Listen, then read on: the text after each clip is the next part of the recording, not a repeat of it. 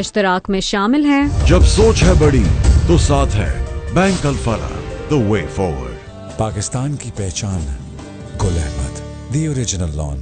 Super जिंदगी super है, Peek Freans super.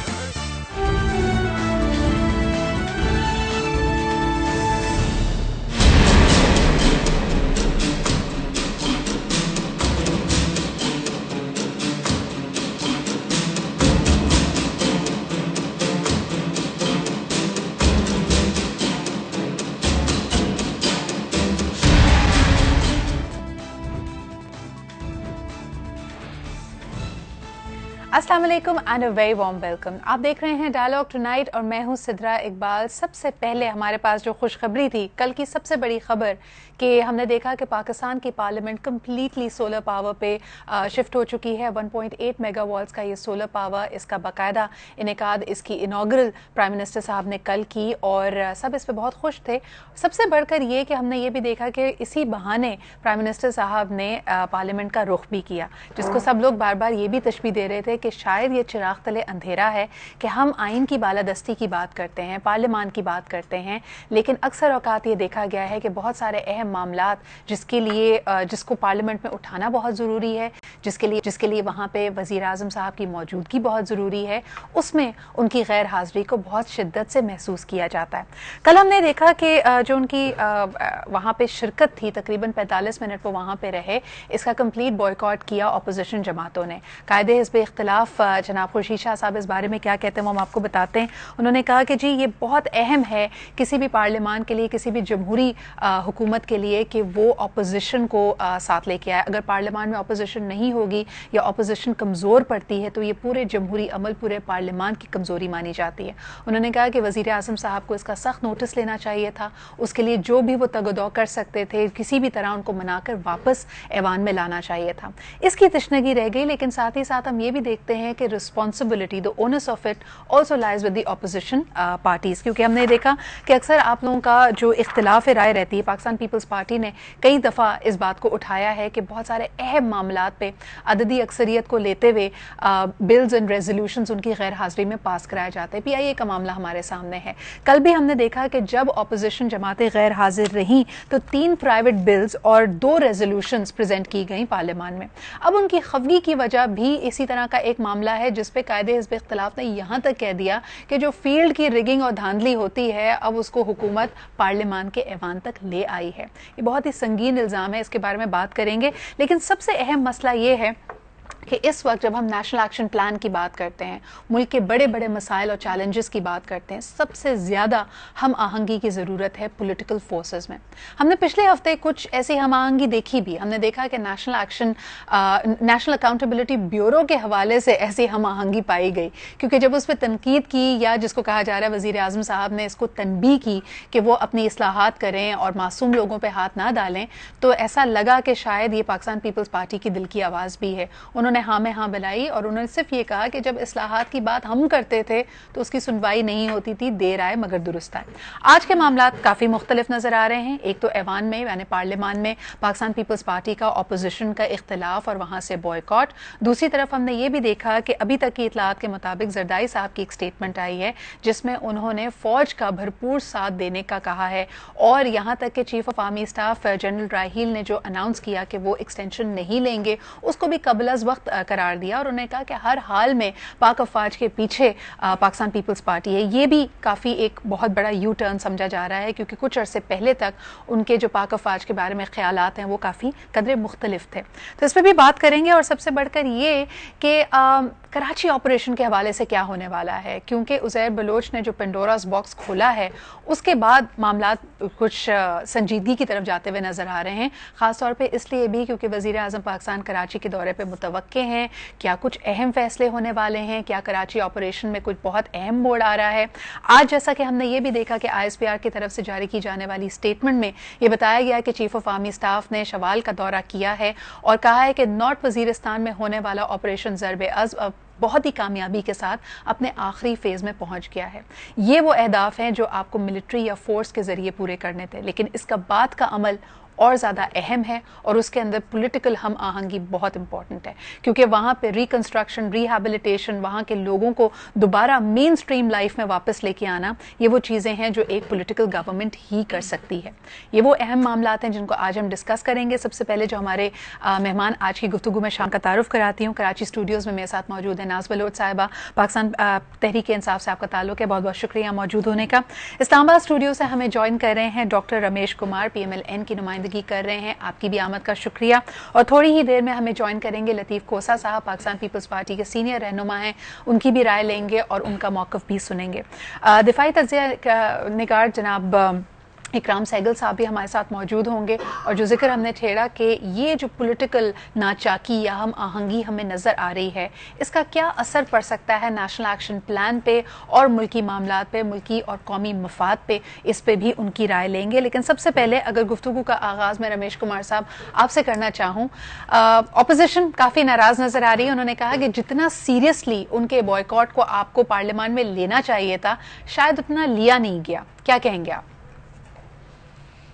देखिए, पार्लियामेंट्री प्रैक्टिस आप पुरानी अगर देखें, 5 साल अभी वक्त दूर नहीं गया है, 5 साल पहले अभी रही है पीपल्स पार्टी की गवर्नमेंट जी। अपोजिशन हमेशा नाज नखरे हुकूमत के ऊपर करती है, थोड़ी थोड़ी बात के ऊपर टोकन वॉकआउट उनकी तरफ से होता है जी। मगर आपने देखा है कि गवर्नमेंट के 2-3 मिनिस्टर उनके पास जाते हैं, उनसे बात करते हैं और उनको जो है वो सेटिस्फाई करते हैं, और यही आज रवायत चलती आ रही है। आज भी आपने देखा कि मुर्जा जतोई हमारे डिप्टी स्पीकर के साथ वो नाराज थे, मगर वो खुद चले गए उनके साथ, मिनिस्टरों के साथ, और वो आपस में सुलहनामा हो गया। इतना ये बड़ा इशू नहीं है। आपने जो बात की कि भाई प्राइम मिनिस्टर साहब इस सोलर पावर के हवाले से आए, प्राइम मिनिस्टर साहब 36वीं मरतबा इन 3 सालों के अंदर इसी नेशनल असेंबली में जो है वो आए हैं, और ये बात करना कि प्राइम मिनिस्टर साहब नहीं रमेश साहब, कतई कलामी की माफी चाहूंगी, कल की जो उनकी आमद थी ये तकरीबन 35 रोज के बाद हुई थी, लेकिन इस पे हम बात करते हैं। हमारे साथ इकराम सहगल साहब मौजूद हैं, उनकी जरा राय ले लूं ये आज की स्टेटमेंट के हवाले से। इकराम साहब अस्सलाम वालेकुम। इकराम साहब, ये जो स्टेटमेंट आई है कि अब नॉर्थ वजीरिस्तान में ऑपरेशन ज़र्ब-ए-अज़्ब अपने आखिरी मरहले में पहुंच गया है, तो आप क्या समझते हैं कि इस वक्त जो पॉलिटिकल बैकग्राउंड बन रही है, जो पॉलिटिकल पस मंजर है, ये किसी तरह खुदा न खास्ता इसको नुकसान तो नहीं पहुंचाएगा? क्योंकि अब अगला जो फेज है उसमें पॉलिटिकल माइलेज लेने का ही है, उन्हीं का काम है। देखिए, शवाल माउंटेन में जो जितने भी पिछले 2 साल से पहले जो ऑपरेशन शुरू हुआ था जी, ज्यादातर इनके लोग जो थे वो बॉर्डर पार कर गए थे या शवाल माउंटेन में चले गए थे जी। ये शवाल की जो माउंटेनस रीजन है, बड़ी ये बोलते हैं कि टफ रीजन है और बड़ी फॉरेस्टेड रीजन है, यहाँ पर बड़ा डिफिकल्टी के साथ इन्होंने ऑपरेशन किया है। तो नेचुरली अब जब आखिरी मरहले पर पहुंच गए तो वो उन्होंने ये बात कही है सबसे कि फाइनल जो इनकी क्लियरेंस थी वो होगी। तो आई थिंक उसके अंदर पॉलिटिक्स तो आती नहीं है, वो तो क्लियर इनका इंटेंशन था। वो पहले वो कोशिश उन्होंने जरूर की थी साल पहले निकालने के लिए, क्लियर करने के लिए, लेकिन वहां पर काफी टफ गोइंग थी और आई थिंक काफी इनको कैजुअलिटीज भी हुई हैं। लेकिन इसके बरक्स उनके ऊपर काफी कैजुअलिटीज है। मिलिटेंट्स की जो है लास्ट जो सेफ प्लेस थी उनकी, वो उनके पास नहीं है। बात यह है कि ये जो है ऑपरेशन जो है ये नेचुरली है, ये जो काउंटर इंसर्जेंसी था वो आखिरी मरहले पे था और वो खत्म हो गया। अब देखना यह है कि हम किस जगह पर आगे जाते हैं। इससे आगे नेशनल एक्शन प्लान की आपने बात की, हम काउंटर टेररिज्म पर आके फंसे हुए हैं, कुछ ना कुछ तो हमने जरूर किया है, लेकिन बहुत मरहले हैं काउंटर टेररिज्म के, वो हम कुछ नहीं कर रहे, क्योंकि सोर्सेज ऑफ फंडिंग को और जो टेररिज्म के साथ लिंकेजेस है ऑर्गेनाइज्ड क्राइम की और करप्शन को, वो अभी बाकी रहती है। इकराम साहब, आप क्या कहेंगे कि एक खदशा जाहिर किया जा रहा था, बल्कि परवेज मुशर्रफ साहब से भी इस स्टेटमेंट को मंसूब दी जाती है कि उन्होंने कहा कि अगर लीडरशिप में चेंज आता है तो ऑपरेशन ज़र्ब-ए-अज़्ब पे, नेशनल एक्शन प्लान पे, and I am talking about military leadership है, उस पे असरअंदाज होने का एक अंसर शामिल होता है।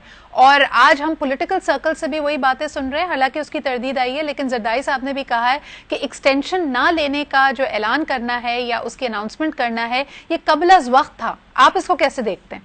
देखिए, जरदारी साहब का स्टेटमेंट आप ज्यादा अहमियत मत दें, क्योंकि वो थोड़ा पर उसमें सरकाज़म भी थी, और सरकाज़म के आप देखें उस स्टेटमेंट को पढ़े ठीक तरह।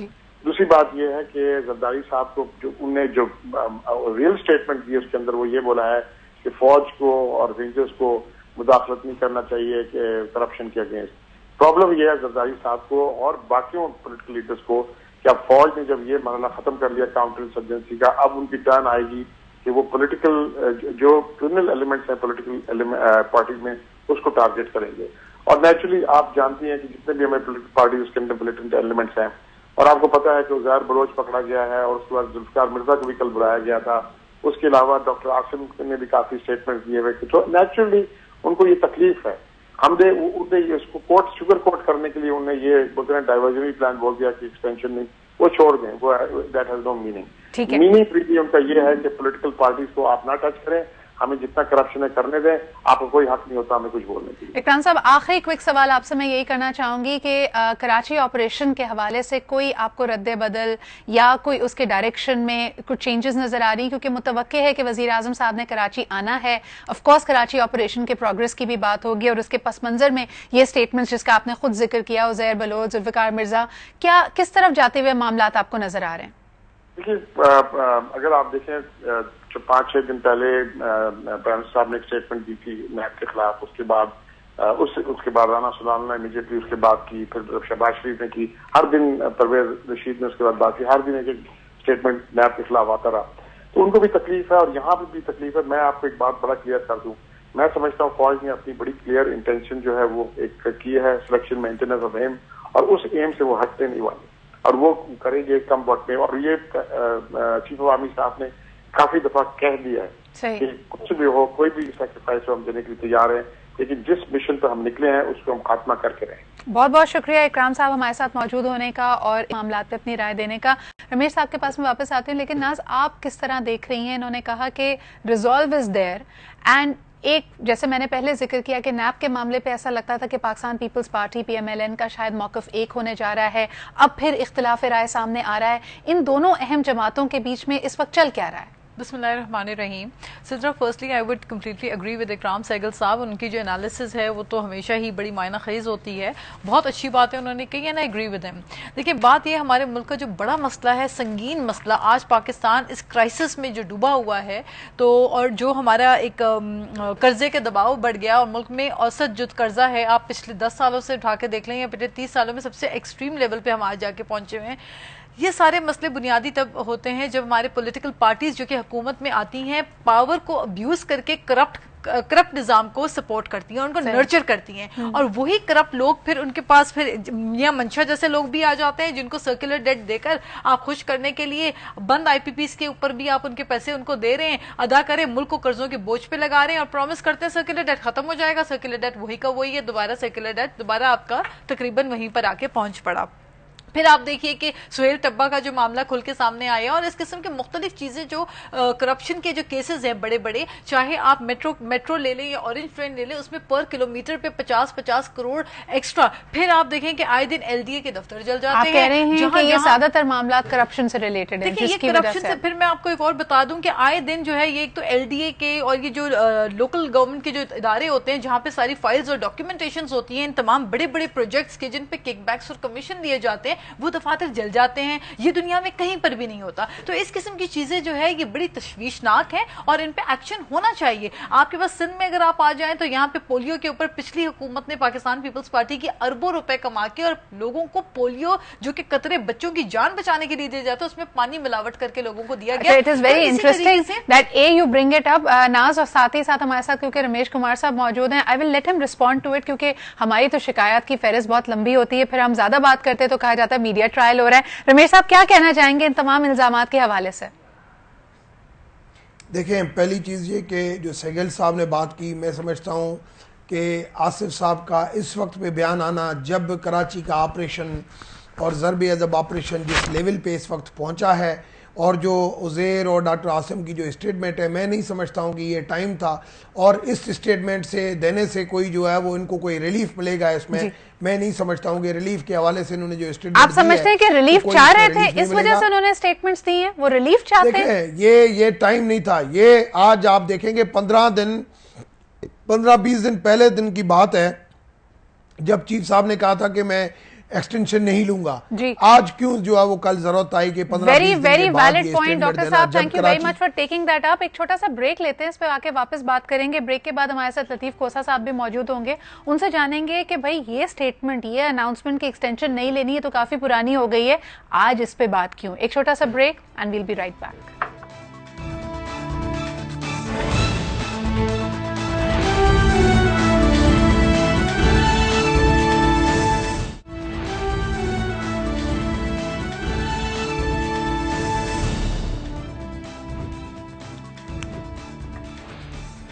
And welcome back after the break. आप देख रहे हैं डायलॉग टुनाइट। ब्रेक पे जाने से पहले बात की जा रही थी कि कायदे हिस्ब इख्तिलाफ खुर्शीद शाह साहब का कहना है कि तयशुदा मंसूबे के तहत अपोजिशन जमातों को पार्लियामान से बाहर रखा गया, और इसके हवाले से बात कर रहे थे रमेश कुमार साहब जो हमारे साथ इस्लामाबाद से मौजूद हैं।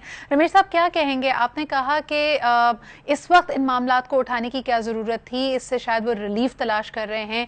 सिंध में जो एहतसाब हो रहा है या फिर कराची ऑपरेशन के हवाले से किस तरफ मामला जाता हुआ देख रहे हैं, क्योंकि अब हम एक्सपेक्ट कर रहे हैं कि वजीर आजम साहब कराची आने वाले हैं। सिद्रा, मैं इत्फाकन से आज आपकी एक जर्नलिस्ट था जिसका डेथ हुआ था, उसका एक प्रोग्राम था, वहां पे भी मैं ये बात कर रहा था कि यहाँ पे इस वक्त पाकिस्तान के अंदर जो भी जिस शोबे में, चाहे पॉलिटिशियन हो, चाहे डॉक्टर हो, चाहे मीडिया का पर्सन हो, उसको अपने ज़मीर और इंसानियत को उजागर करके काम करना पड़ेगा, पॉलिटिक्स से साफ होना पड़ेगा। ये जो पॉइंट स्कोरिंग होती है, उस पॉइंट स्कोरिंग से आदमी को कम से कम अब परहेज करे। यहाँ पे आप इल्जामात लगाते हैं, असेंबली का टाइम भी वेस्ट करते हैं, अपने मफादात की खातिर अगर जहाँ पे आपका इंटरेस्ट होता है वहाँ पे आप चाहते हैं वो, मैं समझता हूँ हमें पॉजिटिव होना पड़े। जो अच्छी चीज़ें हैं उसको आप अप्रिशिएट करें, जो नेगेटिव चीज़ें हैं उसको आप नेगेटिव करें। आपने PIA के ऊपर भी ऐसी सियासत की।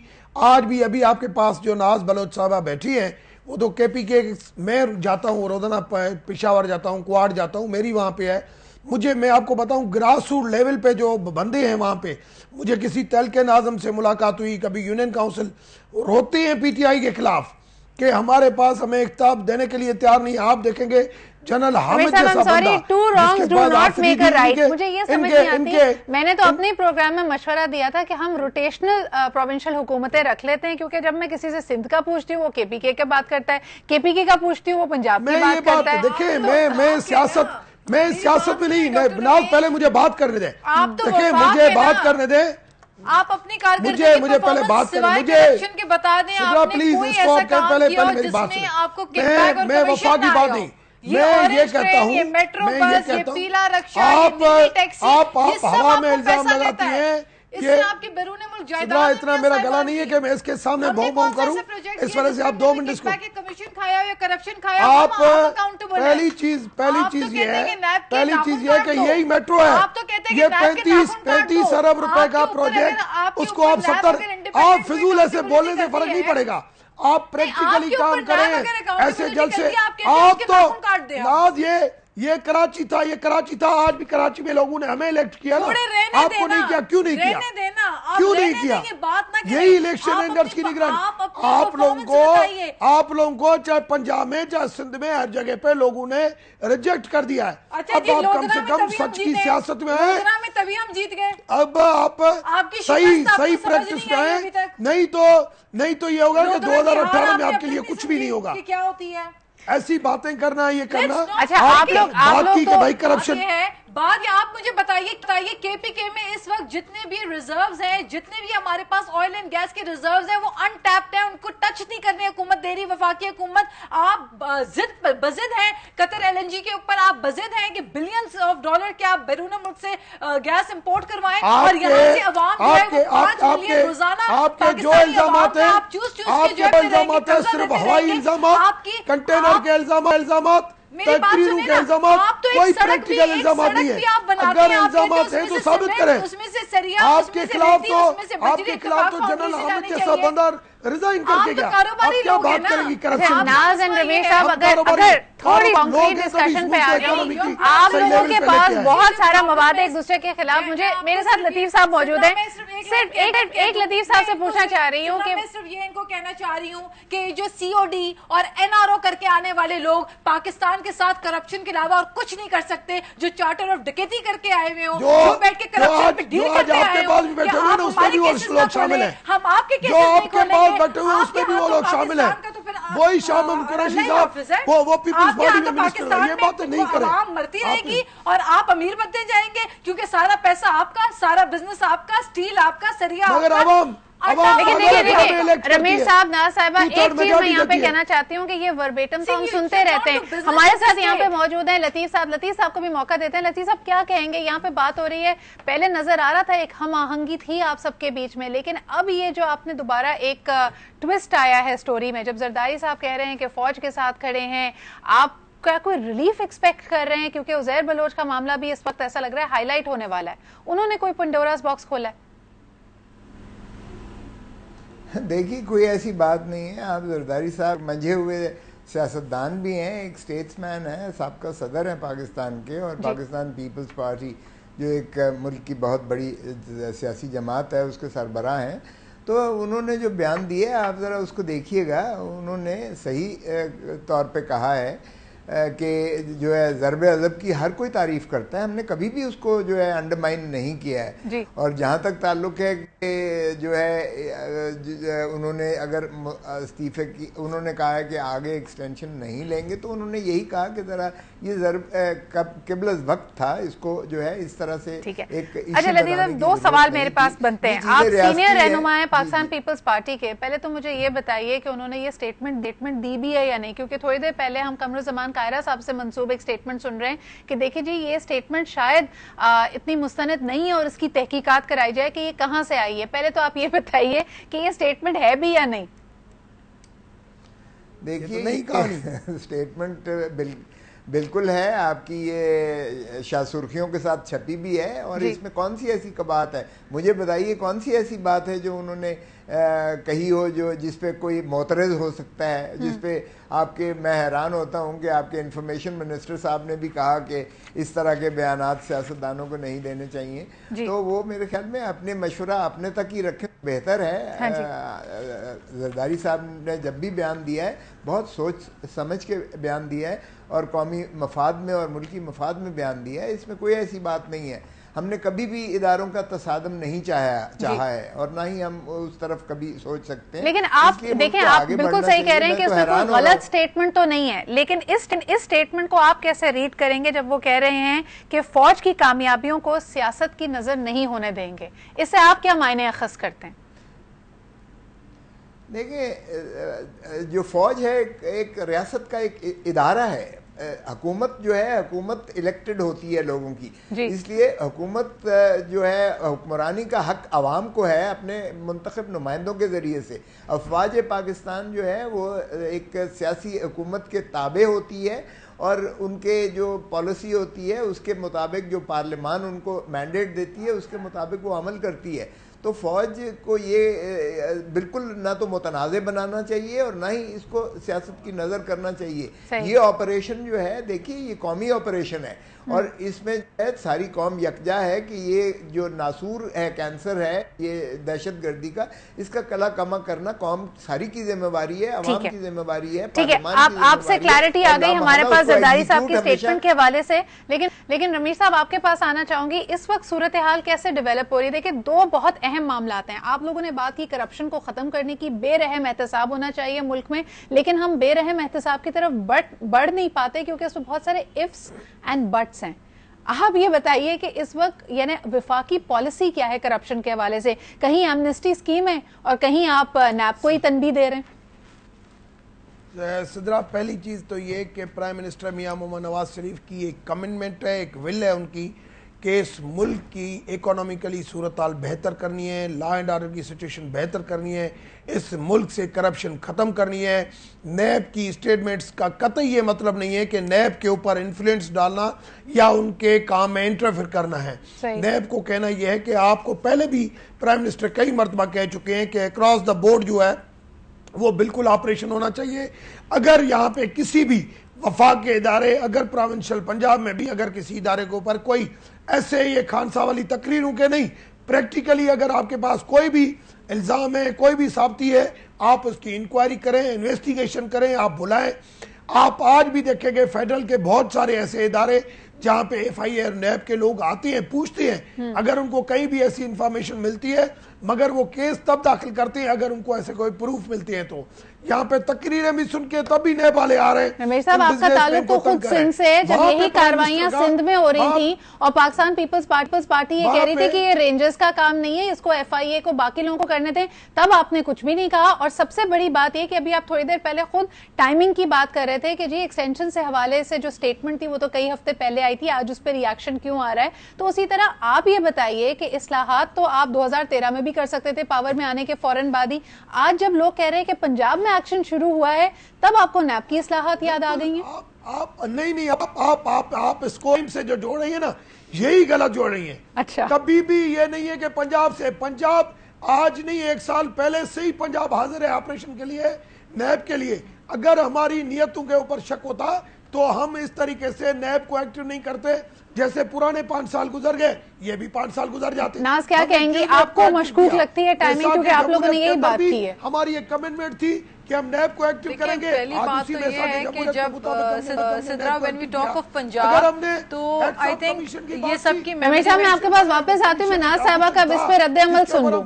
जी तो बना सकते। देखिए बात ये है कि नाज की आप क्या बात सुनेगी, वो एक ही बात, orange train, metro bus, motorway, यही, इसके अलावा इनको और कोई, यही तो आपकी दुखती रग है, आप इनके 10 रमेश साहब फिर मेरी एक बात सुन लीजिए, मुझे ये बताइए, शुरू हो जाती है क्योंकि यही वो जगह है जहाँ पे अरबों रुपए का कौम का पैसा आपने करप्शन की नजर कर दिया। एक हनीफ अब्बासी जैसे शख्स को, जो कि करप्शन में बहुत बड़ा उनका नाम था, बुलंद नाम था करप्शन में, उनको हीरो बनाने के लिए। आप मेरी बात सुनने रमेश साहब, आपने तो खुद ये अल्फाज, ये आर्गुमेंट आगे बढ़े, मुझे नाज की बात सुनने, मैं आपके पास वापस आती हूँ। आपके sitting law minister Rana Sanaullah हो या CM पंजाब हो, मॉडल टाउन में लोगों को कत्ले आम किया गया और आज तक JIT पे JIT बना के, आप कमीशन पे कमिशन बना के आपने इंसानी खून के साथ खेला। करप्शन की अगर आपके किस्से सुनाना शुरू कर दें तो कौन सा करप्ट शख्स नहीं पाकिस्तान के अंदर जिसको आपकी सरपरस्ती ना हो। जैसे मियां मंशा के ऊपर हाथ उठाना शुरू हो गई, करप्शन की बातें होना शुरू हो गई, फौरन प्रोटेक्शन के लिए अपने आर्म्स खोल लिए मियां साहब ने, और परवेज रशीद फौरन आ जाते और अपने पलों में छुपाना शुरू कर देते मियां मंशा को कि जी लोगों की पगड़ियां उछाली जा रही हैं, यहाँ कौम की लाशें गिराई जा रही थी। मियां साहब को तब तकलीफ नहीं हुई, तब उन्होंने अपने पर नहीं खोले इस अवाम को समाने के लिए, उनको छुपाने के लिए। रिस्पॉन्स टू दिस आर्गुमेंट कि जब लाशें गिरती हैं, जब बात इन्वेस्टिगेशन की होती है, तब मासूम लोग या हरासमेंट या इस तरह की बातें सामने नहीं आती। लेकिन अगर कोई बिजनेसमैन पकड़ा जा रहा है, अगर किसी बिजनेसमैन के ऊपर हाथ हो रहे हैं, तो चूंकि मियां साहब is very famous for his business, कारोबार के लिए वो बड़े मशहूर हैं और कारोबारी शख्स हैं, इसलिए उनको ज्यादा तकलीफ होती है। नाज, एक मिनट, इनसे ये पूछ लेते हैं, आपने कहा कि मंशा साहब नहीं है, मैं जानना चाहती हूँ कौन से बिजनेसमैन है जिन्होंने आके ये अपनी शिकायत प्राइम मिनिस्टर साहब को दी है? वो भी बिजनेसमैन है। अक्रॉस द बोर्ड की बात है ना, तो जिस तरह सिंध में डॉक्टर आसिम की गिरफ्तारी हुई, तो उसी तरीके से अब पंजाब में भी पकड़ धकड़ तो होनी चाहिए। देखिए डॉक्टर आसिम को कौन सपोर्ट कर रहा है? आपके शायद खाकान कर रहे हैं, आपके सिटिंग पेट्रोलियम और ऑयल के मिनिस्टर कह रहे हैं कि जी वो तो बड़े मासूम है, क्योंकि जो करप्शन उन्होंने की उसको कंटिन्यू आप लोगों ने किया। तो ये जो मुकमुका की सियासत है, एक सेकंड, आप दोनों आपस में ही लड़ पड़ते हैं। नाज, 1 मिनट रुकिएगा, रमेश साहब आप 1 मिनट रुकिएगा, मुझे सिर्फ ये बताइए, लतीफ खोसा साहब से बात में शुरू करते हुए आप ही लोगों के पास लाती हूँ। ये तो PTI हमेशा आपको रिगिंग का, धांधली का, इसके हवाले से बात करती है, आप लोगों की पुरानी आर्गुमेंट है जिसको आपने कमीशन के सामने भी ले गए, बाकी सारे तमाम मामला भी हो गए, कोर्ट्स में भी चले गए। मुझे ये बताइए कि आज कायदे हिस्ब इख्तिलाफ भी ये कहते हैं कि जो आपकी फील्ड की रिगिंग की बातें थी वो अब आप लेके आ गए पार्लियामान में, और ये जिक्र कर रहे हैं वो मंडे वाली सारे वाकये का। इस पे आप क्या कहेंगे? ऐसा लगता है PTI तो PTI, पाकिस्तान पीपल्स पार्टी भी यही बात कर रही है। देखिए, मैं समझता हूँ लीड पोजीशन हमारे पास इस वक्त असेंबली के अंदर बहुत बड़ी तकरीर करते हैं, और उन्होंने तकरीर हमेशा जब करता है तो थोड़ी थोड़ी बात ऐसे मिल के कर देता है, हम भी सुन लेते हैं उसकी बात। तो ये पार्लियामेंट के अंदर सारी बातें होती हैं, तो उसको आप इतना सीरियस नहीं लिया करें कि उन्होंने ये बोल दिया और ये हो गया। अच्छा जी, पार्लियामेंट नॉन सीरियस फोरम है। साथ ही बैठे हैं। ओके रमेश कुमार साहब, थैंक्स फॉर इन्फॉर्मिंग कि parliament is a non serious forum. यानी जहां मुल्क की तकदीर और कौम की फैसले होने हैं, आपने कहा कि उनकी बातों को अगर उन्होंने ये बात की रिगिंग रिगिंग क्या सिंध के अंदर अभी लोकल बॉडीज में रिगिंग नहीं हुई है? आपके अंदर ये मारा मार एक लोकल बॉडीज इलेक्शन नहीं करा सके, सवे लोग मर गए। उसकी तो जीआईटी पहले बनाओ। कितने लोग जीआईटी में पहले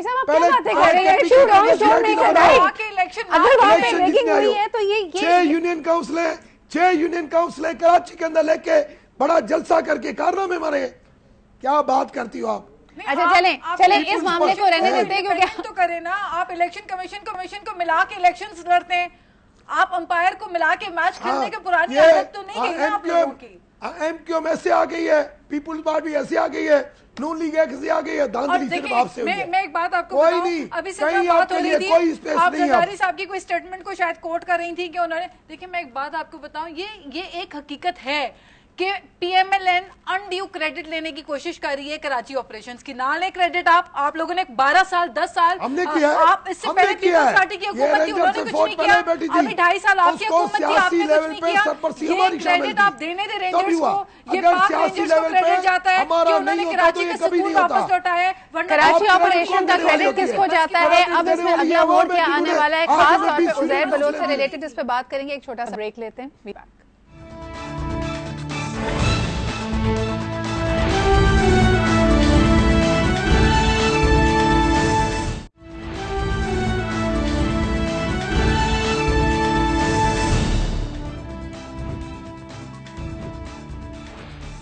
welcome back after the break. काफ़ी गर्मा गर्मी, ना इत्तेफाकी, हम आहंगी की गैर मौजूदगी, ये तमाम चीज़ें आपको जाहिर हो रही होंगी, क्योंकि बहुत सारे मामलात ऐसे हैं जिस पे आपका डिफरेंस ऑफ ओपिनियन तो हो सकता है, लेकिन मामलात को किसी हल, किसी सोल्यूशन की तरफ ले जाना और उससे आप और मैं, यानी मेरे व्यूअर्स और मेरी पूरी टीम, हम कुछ नतीजा अखज़ कर सकें, ये ज़्यादा अहम है हमारे लिए। लतीफ़ साहब, आपके पास वापस आना चाहूँगी। बड़ा अहम एक सवाल हमने आज के प्रोग्राम में उठाया था कि उज़ैर बलोच के जो इंकशाफात हैं उसके बाद अब क्या मोड़ आने वाला है। लतीफ़ साहब, आपको मेरी आवाज आ रही है? I am sorry ji, I am sorry, मुझे आवाज आ रही है, but please never take me again जब आपका इस किस्म का प्रोग्राम हो। देखिए, कौम को आप क्या पैगाम दे रहे हैं कि हमारे जो सियासतदान हैं उनमें इतनी तदब्बर नहीं है, उनमें इतना हौसला नहीं है कि वो एक दूसरे की तनकीद को सुनकर और उसका जो है शाइस्तगी के साथ जवाब दें। खुदारा मुझे आइंदा प्लीज़ आप ऐसे प्रोग्राम में न लिया कीजिएगा। मुझे तो खुद शर्म आ रही है ये आपकी प्रोग्राम सुनकर भी। लतीफ़ साहब, हमारी कोशिश है कि एटलीस्ट हम आपसे कुछ सीख सके। आप ही इस पे थोड़ी सी रोशनी डालिए कि उज़ैर बलोच के इंकशाफात के बाद आप कराची ऑपरेशन में कोई मेजर तब्दीली देख रहे हैं? वज़ीर आज़म साहब ने आना है, क्या उनके सामने कुछ डिस्कशंस होनी है, कोई इसका डायरेक्शन बदलना है? किस तरह आप देख रहे हैं इन मामलात को? देखिए, अगर वज़ीर आज़म साहब पाकिस्तान दौरे पर तशरीफ़ ले आए हैं तो बड़ी खुशाइंद बात है। वो ना पार्लियामान में जाना पसंद करते हैं, ना वो जो है सेनेट में जाना पसंद करते हैं। ज़वाबित को तरामीम करना पड़ा। आपने जो पार्लियामान में संजीदगी की बात सुन ली है कि उसको गैर संजीदा समझा जाए और उसमें कोई बात अगर हिज़्ब इख्तलाफ के कायद करते हैं तो उसे संजीदगी से न लिया जाए। आप सुन ही रही हैं कि कितनी संजीदगी से हम जमहूरी रवैयों को फ़रोग़ दे रहे हैं।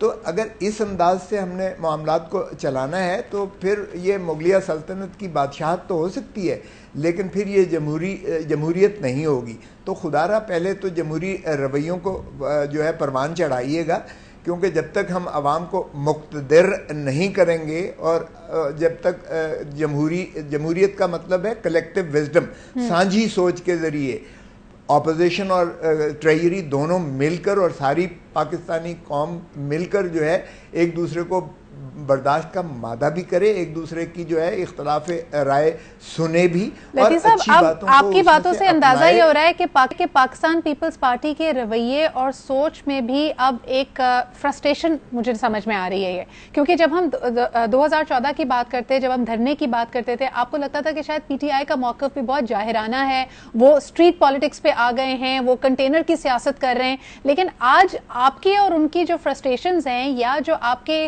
नाराजगियां हैं वो ऑलमोस्ट सांझी लग रही हैं। देखिए, हमारी नाराजगी पहले भी थी, आज भी है और आइंदा भी रहेगी। जहां गैर जमहूरी और अब अवाम के मफाद के मुतसादिम कोई मामलात हो रहे होंगे जी। लेकिन हम कभी भी ये नहीं चाहेंगे कि कोई ऐसी गैर जमहूरी कुव्वत आकर इस मुल्क पर गालिब आ जाए और जो जमहूरियत की बिसाक लपेट दी जाए जो बेनज़ीर भुट्टो के खून से सींची हुई है। हम चाहेंगे कि जमहूरियत में एक तसलसल रहे। अगर 3 आपके इलेक्शंस हो जाते हैं तो यकीनन हमारे इदारों की मजबूती की तरफ जाएंगे। पॉइंट वेल टेकन, लेकिन को मिलके करना पड़ेगा। कतई कलामी की माफी चाहते हैं लतीफ साहब, लेकिन यहाँ पे ये भी अहम है कि जिन इक़दार के लिए या जिन वैल्यूज को फरोग देने के लिए कौम आपको वोट देकर लाती है उसके ऊपर कितनी पेशरफ्त हुई है वो अहम है। यहाँ पे थोड़ी देर पहले करप्शन के हवाले से बात होती है तो उंगलियां एक दूसरे की तरफ उठने लगती हैं। दूसरी तरफ अगर हम दहशतगर्दी टेररिज्म की बात करें, जिसका आप लोगों ने हमेशा बड़े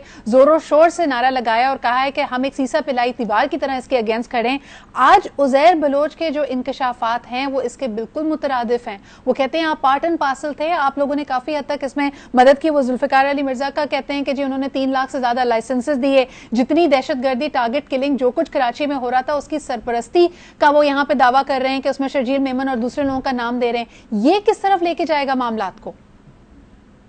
देखिए, इस तरह हमने जो है सौलत मिर्ज़ा का भी बयान जो है बड़ा देखा, JIT भी बनी, उसमें गवर्नर सिंध का नाम भी आया और वो दफन हो गया। देखिए खुदारा मीडिया ट्रायल बंद कीजिएगा। अगर कोई इसके पास उज़ैर बलोच के पास वाकई सबूत है तो पहला शख्स जिसको अंदर होना चाहिए था वो जुल्फ़िकार मिर्ज़ा होता, लेकिन उसको तो कोई, वो अनटचेबल है, उस पर तो कोई यानी उसको पकड़ने, वो थाने पर जाकर हमले भी करे तो भी उसे नहीं पकड़ा जा सकता, इसलिए कि उसको पुष्ट पनाही है किसी की जो कि पीपल्स पार्टी के खिलाफ जो यलगार कर सकते हो, बातें कर सकते हो, करे। देखें, हमें ये बंद कर देना चाहिए कल्चर। हम चाहते हैं रूथलेस हो अकाउंटेबिलिटी। अगर पंजाब की तरफ रुख हुआ तो चीखें निकल गई। प्राइम मिनिस्टर साहब ने बहावलपुर में धमकी दी नैब के चेयरमैन को। ये धमकी नहीं तो और क्या थी? कभी वजीर आजम भी धमकी देते हैं किसी इदारे के सरबराह को जिसको वो हटा नहीं सकते हैं और जिसको आईनी तहफ़्फ़ुज़ हासिल है, क्योंकि उसको हटाने का तरीका सिर्फ सुप्रीम जुडिशल काउंसिल के ज़रिए है।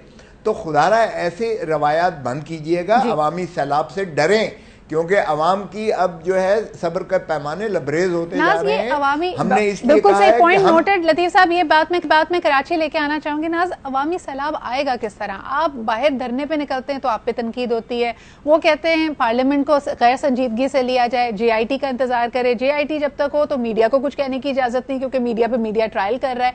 तो ये लोगों का शऊर, उनका जमीर किस तरह उजागर होगा? देखिए, ये लोगों के शऊर बात करते हैं अवामी सैलाब, डेमोक्रेसी के जरिए लोग अपना वोट, राइट टू वोट है, उसको जाके उसका हक अदा करके अपने मर्जी के मनमानी लोगों को आगे लेकर आते हैं। लेकिन हमारा जो फ्लॉड सिस्टम है उसकी बुनियादी वजह पॉलिटिकल गवर्नमेंट के अंदर जो करप्शन माफिया है और जो करप्ट निज़ाम है वही उसकी सबसे बड़ी वजह है। ये इतना नर्चर करके इन्होंने अपनी करप्शन को इतना आगे पहुंचाया है और नर्चर किया है इसको कि ये आगे साफ शफाफ ट्रांसपेरेंट सिस्टम इनको सूट ही नहीं करता। देखिए, आपके सामने सारी चीजें हैं।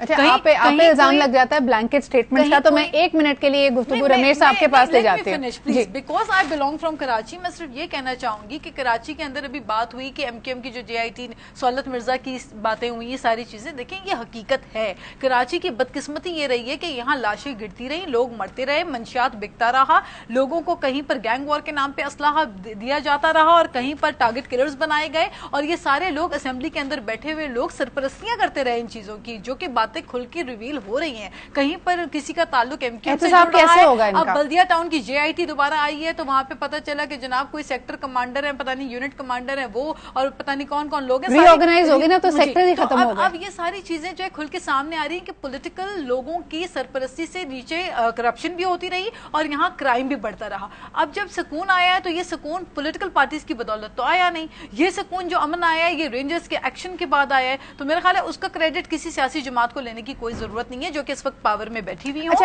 अच्छा, यहाँ पे फिर सवाल ये पैदा होता है कि जिस तरह आपने यहाँ पे सिंध का या कराची का एग्जाम्पल दिया कि यहाँ तो मसला दहशतगर्दी का, लोगों के जान और माल का आ गया था, तो आप उसमें एज अ सोल्यूशन रेंजर्स को स्पेशल सर्कमस्टांसेस में स्पेशल पावर्स के साथ ले आए। पंजाब का मामला मुख्तलिफ है। है, वहां पे हम कहते हैं कि आपके बकौल, यानी बहुत सारे लोग प्रोब करते हैं कि ट्रांसपेरेंसी नहीं है, शफाफियत नहीं है, लेकिन जो इदारा इसके ऊपर काम कर सकता था नैब, अब उसको तो तनबीह दी जा चुकी है। वहां पे लॉ एंड ऑर्डर वाला ऐसा मसला नहीं है कि आप रेंजर्स को या किसी और को स्पेशल पावर्स के साथ इंट्रोड्यूस करें। तो रमेश साहब, आपके जहन में क्या सोल्यूशन है, वो कौन सी इस्लाहात हैं जो नैब में की जाएंगी जिसके बाद पंजाब से भी ये तमाम जो अनासर हैं, इविल अनासर हैं, इनको खत्म कर दिया जाएगा? देखें, पहली चीज़ ये कि नैब को हमने कोई तंबी नहीं की। अगर नैब को तंबी करते तो नैब, ये पुराने 5 साल भी लतीफ़ खोसा साहब गवर्नमेंट में थे, तब नैब ने एक्टिव नहीं हुई। आज नैब क्यों एक्टिव हुई? क्योंकि मैसा के जमहूरियत में दोनों लीडरान ने दोनों 2 पॉलिटिकल पार्टी है जिसने जमहूरियत के लिए कुर्बानी दी, एक पीपुल्स पार्टी, दूसरी PMLN। 2 बातें कर रहे हैं आप 2 अलग अलग बातें कर रहे हैं रमेश साहब। एक तरफ आप कह रहे हैं कि 5 साल में नैब काम नहीं कर रही थी, आज अच्छा काम कर रही है, और अगर अच्छा काम कर रही है तो फिर वजीर आजम साहब ने किस बात की तंबीह की है उसको? वजीर आजम ने कोई तंबीह नहीं दी। वजीर आजम के पास अगर बिजनेस कम्युनिटी ने ये शिकायत की, उन्होंने एक चेयरमैन के नोटिस में ये बात लाई कि आप खुद इसको देखें कि निचली लेवल पे कुछ ऐसे लोग आपके जिस तरीके से बिजनेस कम्युनिटी को तंग करते हैं, इसका कभी भी ये मतलब नहीं है कि उसके ऊपर इन्फ्लुएंस डालना या इंटरवीन करना। हम ओपन है। नहीं, एक सेकंड रफी साहब, यहाँ पे थोड़ी देर पहले बात हो रही थी मीडिया ट्रायल की, तो मीडिया पे आके वजीर आजम साहब ने ये बात क्यों की? ये तो अपने ऑफिस के थ्रू भी वो कन्वे करा सकते थे। ऑफिस के थ्रू कन्वे हुआ, मगर अगर उन्होंने मीडिया के ऊपर बात की तो इस तरीके से उसको आप इतना नेगेटिव लें, वो नहीं। जहां पे अच्छी चीज है कि रेंजर्स ऑपरेशन कराची में कर रही है, पहले 5 साल नहीं किया, आज अभी हमारी गवर्नमेंट ने कर रही है, हमें क्रेडिट नहीं मिलती। ज़र्ब अदब पहले नहीं होता है, अभी मिलता है, अभी होता है। आप अच्छी चीज को अच्छा लेते, आप कराची में आके क्यों कोई पब्लिक गैदरिंग नहीं करते? PMLN का मैंने कोई वहां पे जलसा, कोई पब्लिक गैदरिंग नहीं देखी, आप क्यों नहीं आते? आप आइए बिल्कुल। नहीं तो फिर कैसे? अगर हमने अच्छे काम नहीं किए होते, इस तरीके से लोग हमें इलेक्ट नहीं करते। देखिए, आप बिल्कुल सही कह रहे हैं। ये वैसे एक बड़ी अचंभे की बात भी थी लोगों के लिए कि पाकिस्तान पीपल्स पार्टी ने बलदियाती इंतखाबात में जितनी सीटें ली उतनी ही PMLN ने भी ली, लेकिन ये इससे भी ज्यादा मिराकुलस बात इसलिए है क्योंकि in spite of all threats, ANP को देखिए, पाकिस्तान पीपल्स पार्टी को देखिए, PTI को देखिए, MQM को देखिए, जमात इस्लामी को देखें, वो पब्लिक में गए, उनका एक पीपल टू पीपल कॉन्टैक्ट था। आप जो सबसे ज्यादा क्रेडिट ले रहे हैं कराची ऑपरेशन का, PMLN यहाँ पे चंद घंटे उसकी क़यादत उसके अलावा नहीं गुजारती। बहुत फर्क है। हमारे लीडर की विजन है, हम सारा दिन कराची में होते हैं। आपको पता है, मेरे पास ऑफिस में आप आए, मेरे पास जितनी ऑफिस में रशियन, इनके लीडर के पास किसी के पास ऑफिस में रश नहीं है। आप ये आज मेरे पास वक्त इतना ही है, लेकिन आप सब लोगों की आमद का। और दूसरी खोसा साहब की बात के ऊपर मैं एग्री करूंगा। मैंने पहले भी कहा था कि हम जो पार्लियामेंट्री लैंग्वेज जो यूज करते हैं, कम से कम इस तरीके से नाज को पहले ही बोल दें। बहुत बहुत शुक्रिया रमेश साहब, बहुत बहुत शुक्रिया नाज साहब, बहुत बहुत शुक्रिया लतीफ खोसा साहब। मेरे पास वक्त इतना ही था, वरना हम इस गुफ्तगू को आगे लेके जाते। सवाल ये है कि कब हम बर्दाश्त पैदा करेंगे और सबसे बढ़कर ये कि इन मसाइल के हल की तरफ जाएंगे, रादर देन के एक दूसरे की ही हम पगड़ियां उछालते रहें। ये काम सिर्फ नैब नहीं कर रही, ये मेरे ख्याल में हमारे पैनलिस्ट भी अच्छा कर लेते हैं ये काम। आपकी कमेंट्स और राय का मुझे इंतजार रहेगा, जरूर मुझे लिख के भेजिए on Twitter @SidraIqbal, likewise on Facebook facebook.com/SidraIqbal.official। आपसे मुलाकात होती है अगले हफ्ते। अपना ख्याल रखिए, खुदा हाफिज़।